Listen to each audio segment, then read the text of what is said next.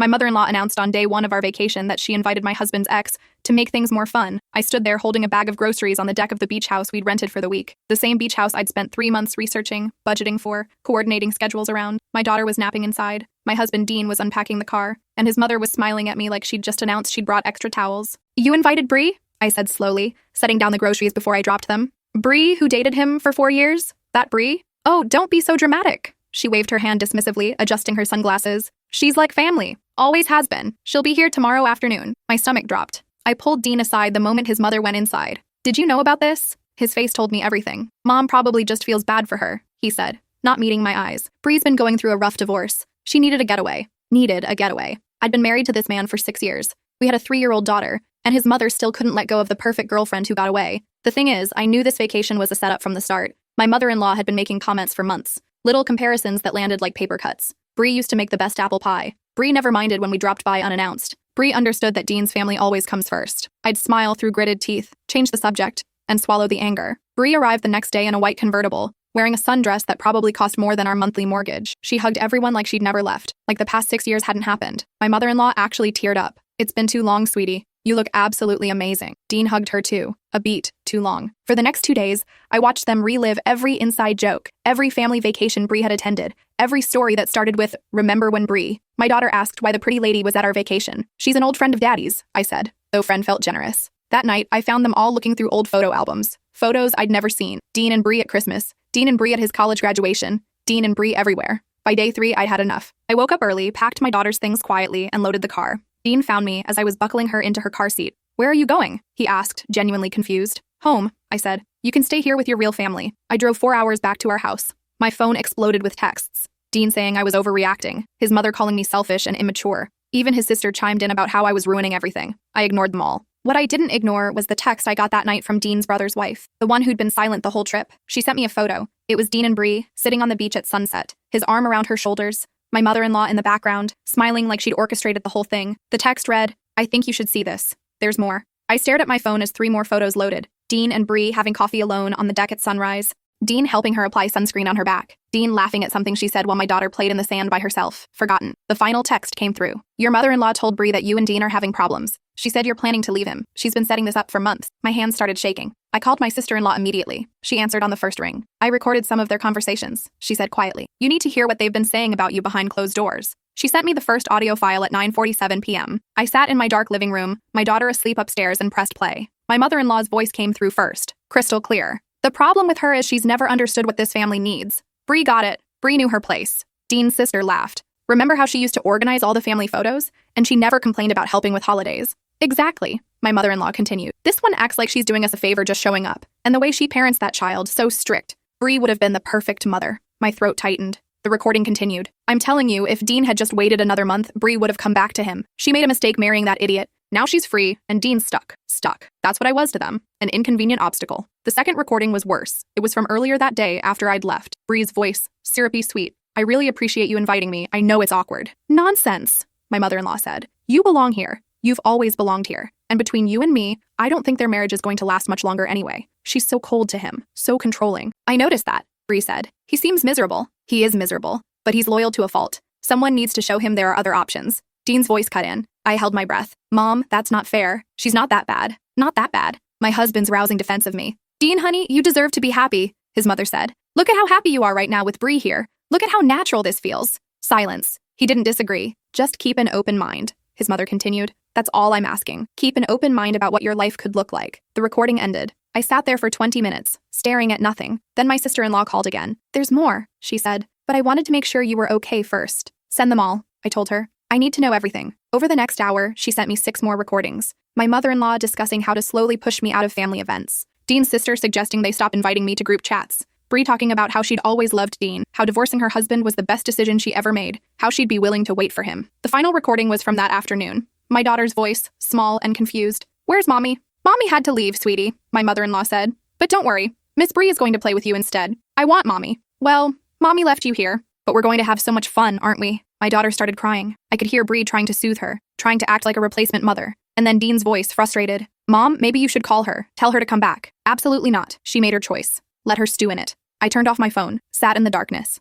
let the rage build. By morning, I had a plan. First, I called a divorce attorney, got an emergency consultation for that afternoon, explained everything, sent her the recordings and the photos. She listened carefully, making notes. Indiana is a no-fault divorce state, she said, but these recordings establish a pattern of emotional abuse and alienation. We can use this. What about custody? I asked. With evidence that his family is actively trying to replace you as a mother and that your husband is allowing it, I like our chances. I spent $3,000 that day. Retainer, filing fees, and a private investigator to document anything else I might need. Dean came home 2 days later. I'd barely slept. My daughter was at my sister's house. He walked in with his suitcase, looking exhausted. Can we talk about this? He said. Sure, I replied. Let's talk about how your mother told your ex-girlfriend that our marriage is failing. Let's talk about how you let Bree put sunscreen on your back while our daughter played alone. Let's talk about how you told your mother I'm not that bad when she was trashing me. His face went white. How did you— Your brother's wife, I said. The only decent person in your family. She recorded everything. You can't record people without their consent. Indiana is a one-party consent state. I cut him off. She was part of the conversation. It's completely legal. I already checked with my lawyer.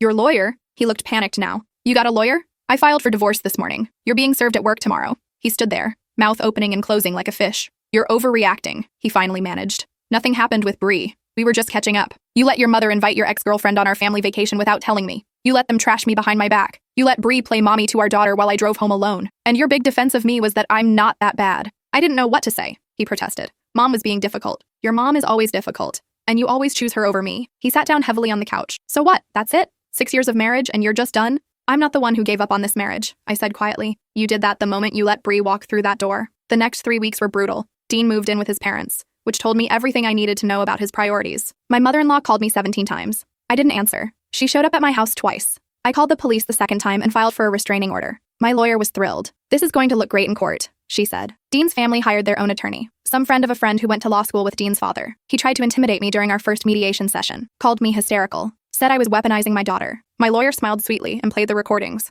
The room went silent. Dean's attorney looked at his notes, then at Dean, then back at his notes. We'd like a recess, he said. During the break, Dean pulled me aside. I didn't know she was planning all that, he said. I swear, I didn't know. But you went along with it. I was trying to keep the peace. You chose their peace over my dignity. She's my mother, and I'm your wife. I was your wife. He looked broken. Part of me felt bad. The part that had loved him for 6 years, that had built a life with him, that had given him a daughter. But that part was smaller now, buried under betrayal and humiliation. Is there anything I can do? He asked. To fix this? You could start by telling your mother she's never seeing our daughter again. I can't do that. Then no, there's nothing you can do. We went back to mediation. His attorney tried to argue for joint custody. My attorney presented evidence of emotional manipulation, parental alienation attempts, and family toxicity. The mediator looked uncomfortable. Mr. Holloway, she said carefully, did you know your mother was recording conversations about replacing your wife as your daughter's mother? She wasn't trying to replace. She told your daughter that her mother had abandoned her, while her mother was 4 hours away. That's textbook parental alienation. Dean shifted in his seat. She was just upset. She was manipulating a 3-year-old child, the mediator said, and you were present when it happened. You didn't stop it.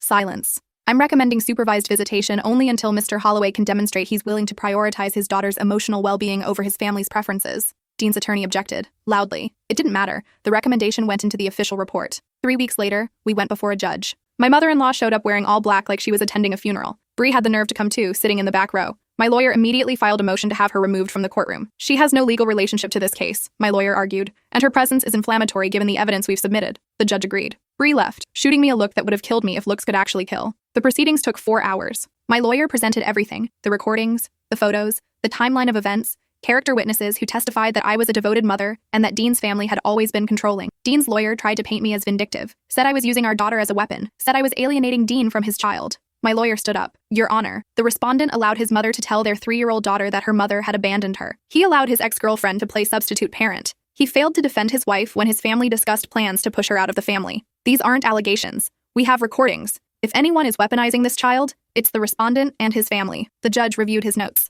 looked at Dean, looked at me. I've reviewed all the evidence presented here today, he said, and I'm troubled by what I've seen. Mr. Holloway, your mother's behavior toward your wife was cruel. Your failure to protect your wife from that cruelty was a failure of your duty as a husband. Your apparent willingness to allow another woman to step into your wife's role, whether intentionally or not, demonstrates poor judgment. Dean's face reddened. I'm granting the divorce. Mrs. Holloway will have primary physical custody. Mr. Holloway will have supervised visitation every other weekend until he completes a co-parenting class and family counseling. Furthermore, Mr. Holloway's mother is prohibited from being present during any visitation. If Mr. Holloway can demonstrate over the next 6 months that he's capable of prioritizing his daughter's needs and maintaining appropriate boundaries with his extended family, we can revisit the custody arrangement. Dean's lawyer stood. Your Honor, that's extremely harsh. Mr. Holloway had multiple opportunities to choose his wife and daughter over his mother's manipulation. He failed each time. I'm not punishing him. I'm protecting a child who deserves a father who will put her first. The gavel came down. I walked out of that courtroom with primary custody, the house, and child support. Dean walked out with supervised visits and a court-mandated therapy appointment. My mother-in-law tried to approach me in the parking lot. My lawyer stepped between us.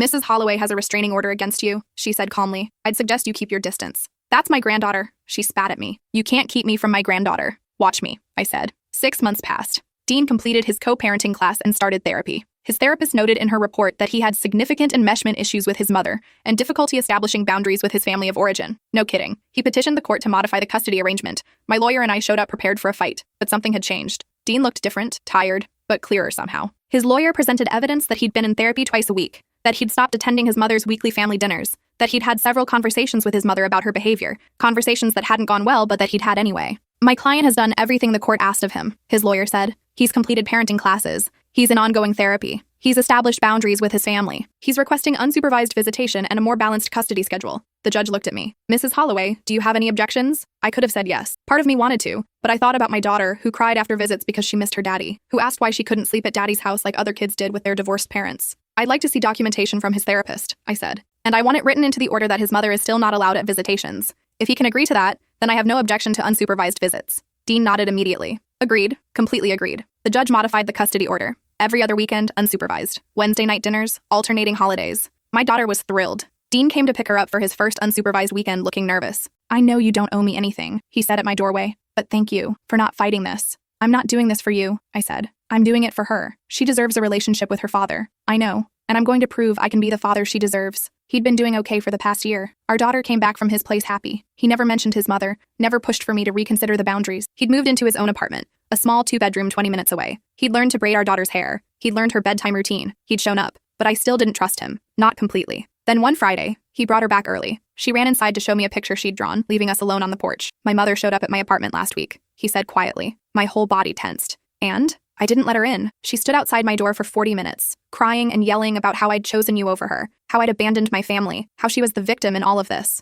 What did you do? I told her that she'd lost access to her granddaughter because of her own actions, that I'd lost my marriage because I'd enabled those actions, and that if she ever tried to manipulate me into choosing her over my daughter again, she'd lose me too. Then I closed the door and called my therapist. I stared at him. You really said that? I should have said it 6 years ago. I should have said it the moment she invited Bree to that vacation. I should have defended you every single time she made one of those little comments. He looked at his shoes. My therapist helped me see that I was so afraid of my mother's disapproval that I sacrificed everything else. My marriage, my self-respect, almost my daughter. Why are you telling me this? Because you deserve to know that I finally got it. I finally understood what I did to you, what I let them do to you. He met my eyes. I'm not asking for forgiveness. I'm not asking for anything. I just wanted you to know that I see it now. All of it. I didn't know what to say, so I just nodded. He left. I stood on the porch for a while, processing. My sister-in-law, Dean's brother's wife, the one who'd recorded everything, called me that night. Did Dean tell you about the confrontation with his mom? She asked. He did. It was brutal. She called him ungrateful, said he was brainwashed by you and his therapist. His dad tried to intervene, but Dean held firm. He told them both that they needed to respect his boundaries or lose him completely. How do you know all this?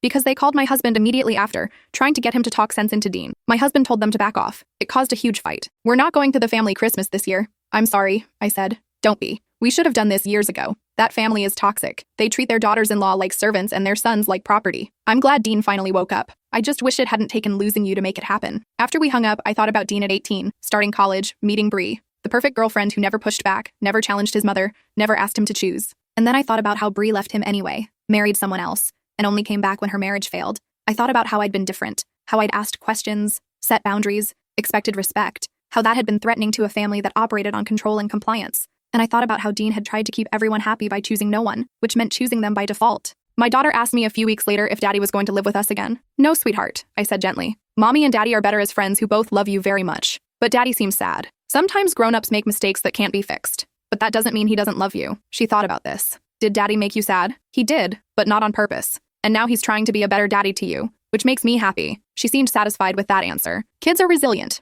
More resilient than adults sometimes. 3 months later, Dean showed up at my door unannounced. He looked agitated. She hired a lawyer, he said. My mother. She's suing for grandparents' rights. My blood ran cold. Can she do that? Apparently in Indiana, grandparents can petition for visitation if they can prove it's in the child's best interest. Her lawyer is arguing that I've alienated her from her granddaughter under your influence. That's insane. I know. But we need to fight this together. Her lawyer is going to try to paint me as unstable, and you as controlling. They're going to bring up the divorce, the custody battle, Everything. I called my lawyer immediately. She'd already been served with the petition. This is going to be expensive, she warned. Grandparents' rights cases are complicated, but given the history, we have a strong defense. The hearing was scheduled for 6 weeks later. My mother-in-law showed up with her lawyer, her husband, and 3 character witnesses. People from her church who testified about what a devoted grandmother she'd always been. My lawyer called Dean to the stand first. Mr. Holloway, can you describe your mother's behavior during your marriage? Dean took a breath. This was it. The moment of truth. My mother was emotionally manipulative and controlling, he said clearly. She undermined my wife constantly. She invited my ex-girlfriend to a family vacation without telling me, specifically to cause conflict. She recorded conversations designed to push my wife out of the family. And when my wife left that vacation because of how uncomfortable the situation was,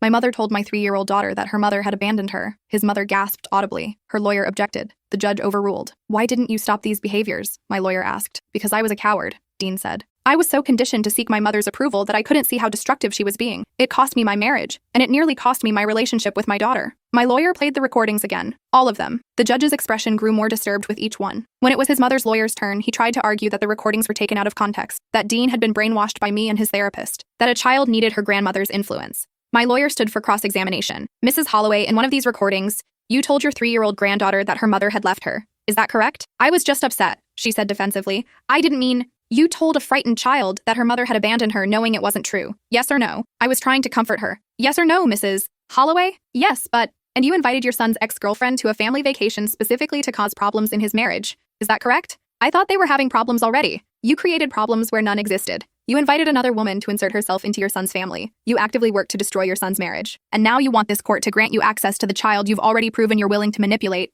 and hurt to get what you want. I love my granddaughter. You love controlling your son. Your granddaughter is just another way to maintain that control. The hearing lasted 3 hours. At the end, the judge looked exhausted. I've presided over many grandparents' rights cases, he said. Most involve grandparents who've been wrongfully cut off from loving relationships with their grandchildren. This is not that case. My mother-in-law's lawyer started to speak. The judge held up a hand. Mrs. Holloway, the evidence presented here shows a pattern of manipulation, boundary violations, and emotional abuse. You didn't just fail to support your son's marriage, you actively sabotaged it. You used your granddaughter as a tool in your campaign to control your son's life. And when faced with consequences for your actions, rather than reflecting on your behavior, you've doubled down. Your Honor, my client has rights. Your client has demonstrated that she poses an emotional risk to this child. Petition denied. Furthermore, I'm extending the existing restraining order to include any attempts to contact the child through third parties or social media.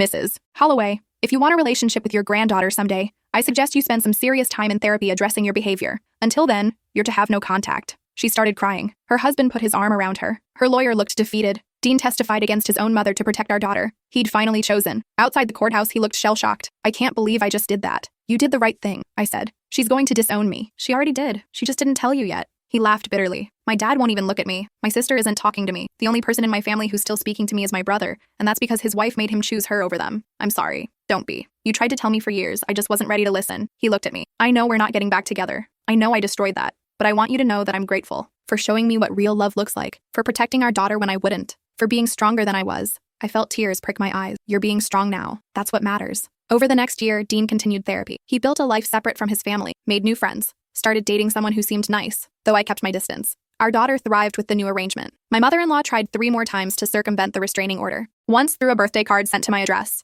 Once through a message passed through a mutual acquaintance. Once through a fake social media account that tried to follow my daughter's private Instagram that I'd made for family photos. Each time, I documented it and reported it to the court. Each time, the consequences got more severe. After the 3rd violation, the judge threatened her with jail time if she tried again. She finally stopped. 2 years after the divorce, my daughter asked me about her grandmother. Why doesn't Grandma come to my birthdays? She asked. I thought carefully about how to answer. Grandma made some choices that hurt people. Sometimes when grown-ups hurt people, they have to stay away until they can learn to be kind. Did she hurt you? She did. And she hurt Daddy too. Is that why you and Daddy don't live together? That's part of it, sweetie. But Daddy and I just weren't right for each other. It's nobody's fault. Sometimes things just don't work out. She seemed to accept this. Kids are perceptive, but they also trust the adults in their lives to handle the complicated stuff. I'd started dating someone new, a man named Peter who taught high school English and had never been married. He was patient with my boundaries, kind to my daughter, and had no interest in rushing anything. Dean met him once when we had an overlap during a pickup. They shook hands awkwardly. Dean looked at Peter for a long moment, then nodded. Treat them well, was all he said. Peter looked confused. I plan to? After Dean left, I explained the history,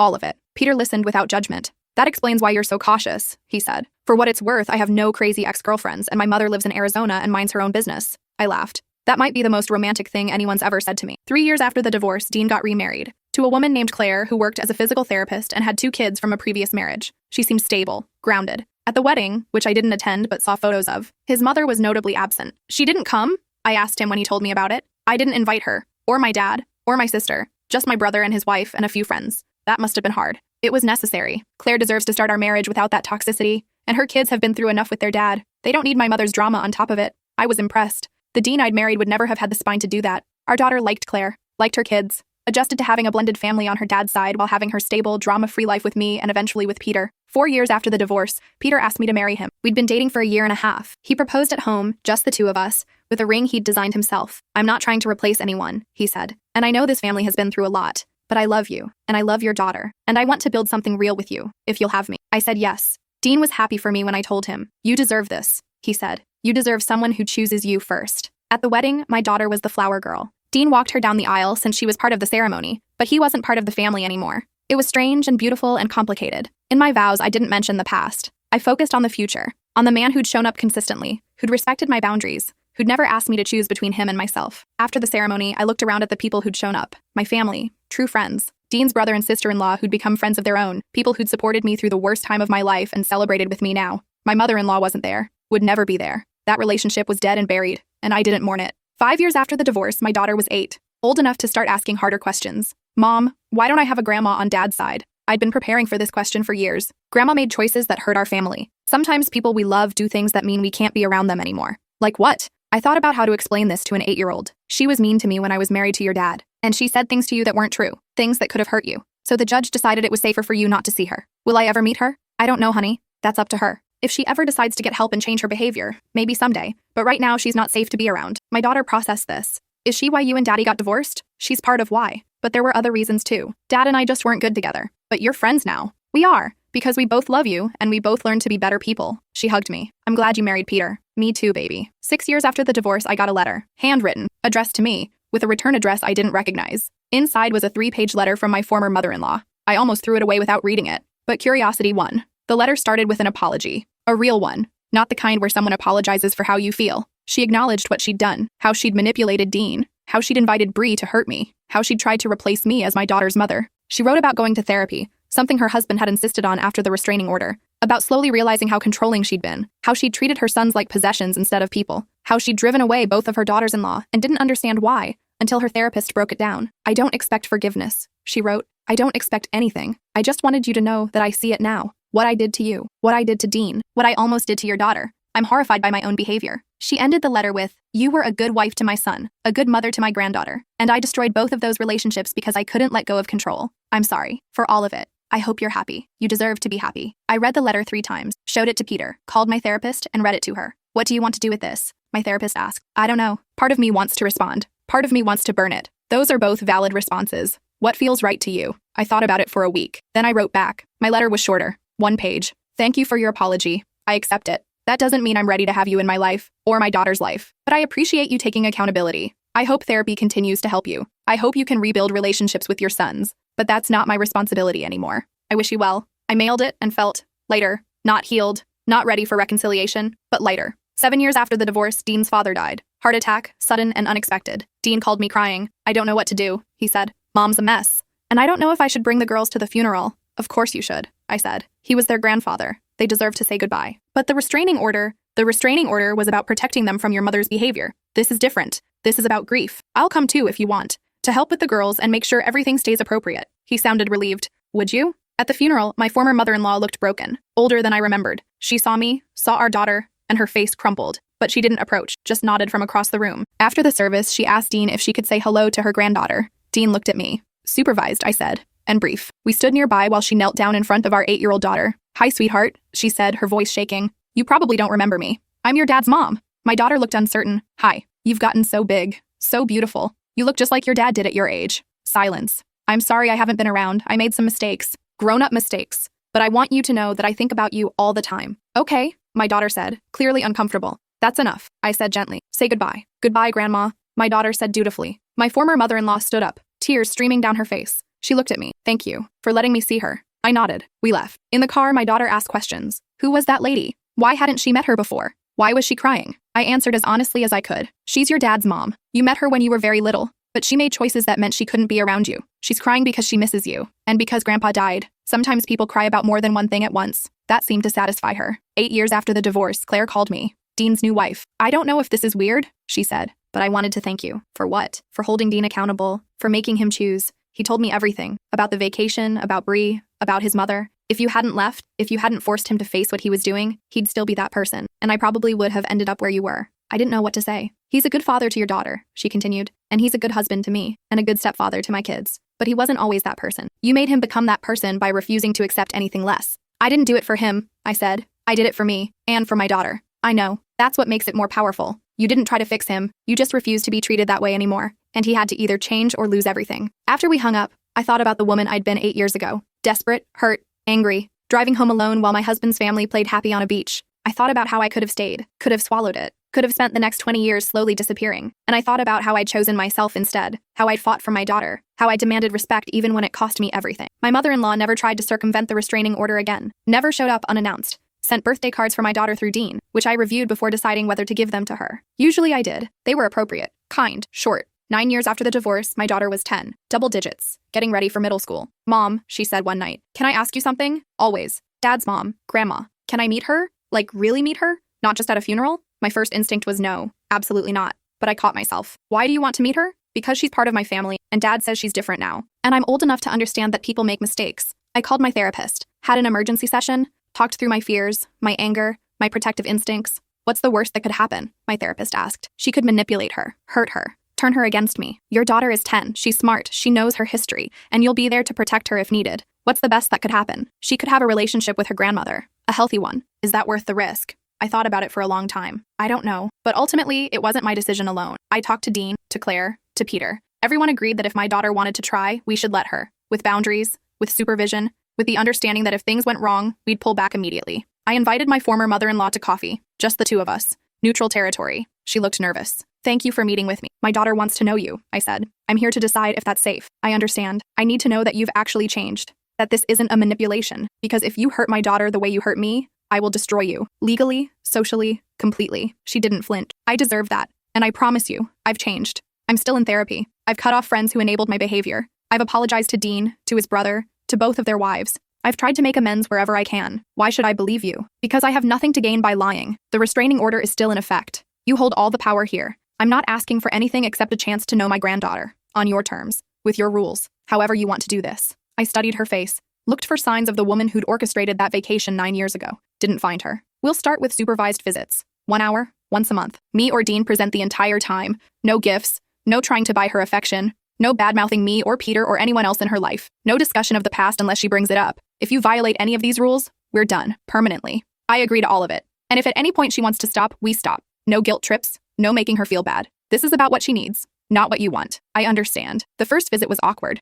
My daughter didn't know what to say. My mother-in-law tried too hard. But there were no disasters. No manipulation. Just stilted conversation and uncomfortable silences. The second visit was slightly better. They talked about school. About my daughter's interests. About neutral things. By the 6th visit, they were laughing together. My daughter showed her a dance she'd learned. My mother-in-law asked genuine questions and listened to the answers. I watched from across the coffee shop, alert for any red flags. Found none. She's different, Dean said, watching them together. I barely recognize her. People can change, I said, when they want to badly enough. 10 years after the divorce, my daughter asked if Grandma could come to her birthday party. Are you sure? I asked. Yeah, she's been nice. And Dad says she's trying really hard, and it feels weird not inviting her when she's my grandma. I talked to Peter, to my therapist, to Dean and Claire. It's her birthday, Peter said. If she wants her grandmother there, maybe it's time. The party was at our house. Extended family, friends from school, and one nervous-looking former mother-in-law who brought an age-appropriate gift and didn't try to take over. She helped clean up after. Thanked me for including her. Left when the party ended without overstaying her welcome. How was that? Peter asked after everyone left. Weird, I said. But okay. Better than okay. My daughter hugged me. Thanks for letting her come, Mom. You're welcome, sweetheart. Life moved on. My daughter grew, started middle school, made friends and lost friends and figured out who she was. Dean remained a steady presence. Claire became someone I actually liked. Peter and I built a life that felt solid and real. My former mother-in-law stayed on the periphery, present but not invasive. A grandmother, but not the controlling matriarch she'd once been. One day, about 11 years after the divorce, she asked to speak with me privately. I wanted to thank you, she said, for giving me a second chance with my granddaughter. I know I didn't deserve it. You're right. You didn't. I spent so many years believing that love meant control, that being a good mother meant making decisions for my sons, that protecting them meant protecting them from anyone who challenged our family dynamic. I was wrong about all of it. I didn't respond. You were good for Dean, she continued. You challenged him, pushed him to be better, and I hated you for it because it meant I was losing control. I see that now. That's not an excuse. I know, I'm not offering excuses. I'm just trying to explain what I couldn't explain back then. I was threatened by you because you were everything I taught myself not to be. Strong, independent, unwilling to compromise yourself, and instead of admiring that, I tried to destroy it. You almost succeeded. I know, and I'm sorrier than I can ever express. You didn't deserve what I did to you. Your daughter didn't deserve what I tried to do to her. And Dean didn't deserve having to choose between his mother and his family. We sat in silence for a moment. I can't forgive you, I said finally. Not completely. What you did was too cruel, too calculated. I don't expect forgiveness, but I can accept your apology, and I can appreciate that you've done the work to change. That counts for something. She nodded, tears in her eyes. Thank you. That's more than I deserve. 12 years after the divorce, my daughter graduated from middle school. Both of her families showed up. Dean and Claire and her step-siblings. Me and Peter. My parents. Dean's brother and his wife. And yes, her grandmother. We took photos. Celebrated together. It wasn't perfect. There was still tension. Still history. But it was functional. Respectful. Good enough. That night, my daughter thanked me. For what? I asked. For protecting me when I was little. Dad told me what happened. What Grandma did. Why you left the vacation. All of it. He shouldn't have. I asked him to tell me. I wanted to know. And I wanted to say thank you for being strong enough to leave. For not letting anyone treat you that way. You taught me that I don't have to accept bad treatment just because it's from family. I hugged her tight. That's the most important lesson I could ever teach you. I know. I see how you are with Peter. How he treats you with respect.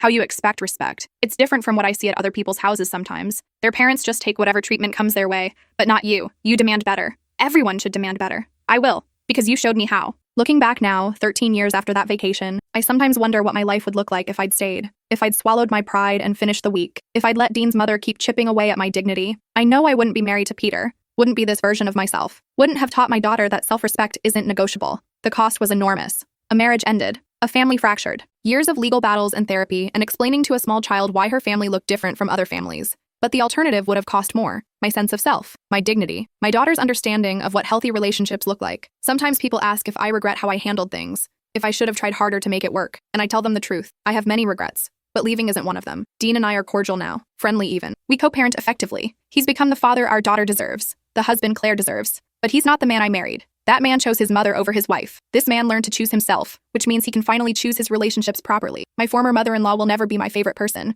I'll never fully trust her. The wounds are too deep, but she's tried. She's changed. And that's worth something. Bree? She got remarried to someone else and moved to California. I saw her at a wedding once, years later. We didn't speak, just acknowledged each other with a nod. I imagine she tells a different version of that vacation story. One where she was just an innocent bystander caught in someone else's drama. Maybe that's true. Maybe she was a pawn in my mother-in-law's game. Or maybe she was a willing participant. I'll never know, and I don't care to find out. The beach house we rented that week burned down 3 years ago. Fire of unknown origin. When Dean told me, we both laughed darkly. Some things deserve to burn. My daughter is 13 now, a teenager, starting to push boundaries and test limits. She's confident, strong-willed, unafraid to speak her mind. Sometimes she fights with me, tells me I'm too strict or too protective or too something. And I smile, because she's brave enough to challenge me. She's not afraid to push back. She won't be the kind of woman who swallows her voice to keep the peace. That vacation 13 years ago changed the trajectory of 3 lives. Mine, Dean's, and our daughter's. I wouldn't wish that week on anyone. The betrayal, the humiliation, the anger, but I also wouldn't undo it, because that week showed me exactly who I was married to,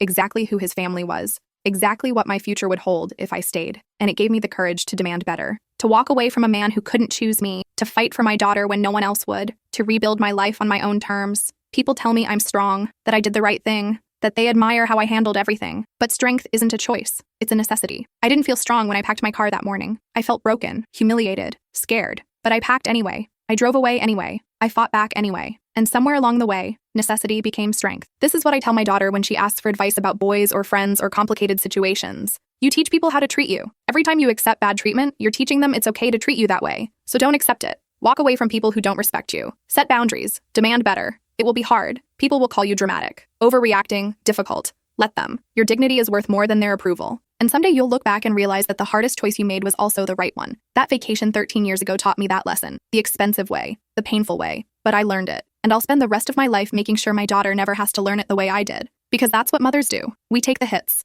We learn the lessons. And we pass down the wisdom so our children can avoid the same pain. My mother-in-law didn't do that for Dean. She taught him that manipulation was love. That control was protection. That choosing yourself was betrayal. It took losing his marriage for him to unlearn those lessons, to see them for what they were, to choose differently. I'm grateful he finally did, for our daughter's sake, for his own sake. But I'm more grateful I didn't wait for him to change, that I chose myself first, that I showed my daughter what that looks like. The beach house is gone now, burned to ashes. The photos from that week are deleted. The memories are fading, but the lessons remain, carved into my bones, written into my daughter's understanding of the world. You are worth more than someone else's comfort. Your dignity is not negotiable. And sometimes the strongest thing you can do is walk away. That's what I did 13 years ago. Packed my car, buckled in my daughter, and drove away from a family that would have slowly erased me. I've never looked back with regret, only relief. And when people ask me if I miss Dean, I tell them the truth. I don't miss who he was. I'm glad he became who he is now. But I don't regret that his growth came at the cost of our marriage. Some people need to lose everything to learn what matters. Dean was one of those people. I wasn't willing to be collateral damage in his learning process, so I removed myself, protected my daughter,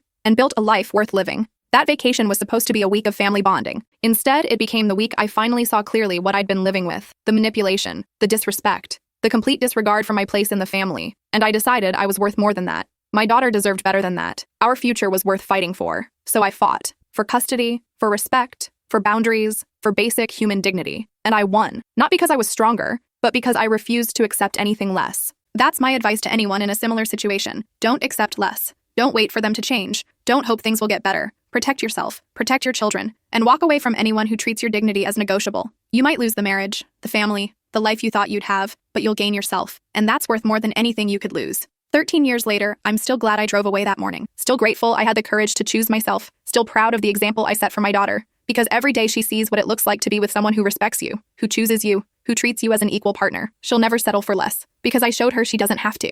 And that makes every difficult moment, every legal battle, every tear-filled night worth it. My mother-in-law announced on day 1 of our vacation that she invited my husband's ex to make things more fun. I left on day 3, filed for divorce 2 days later, and rebuilt my life from the ground up. It was the hardest thing I've ever done, and the best decision I ever made.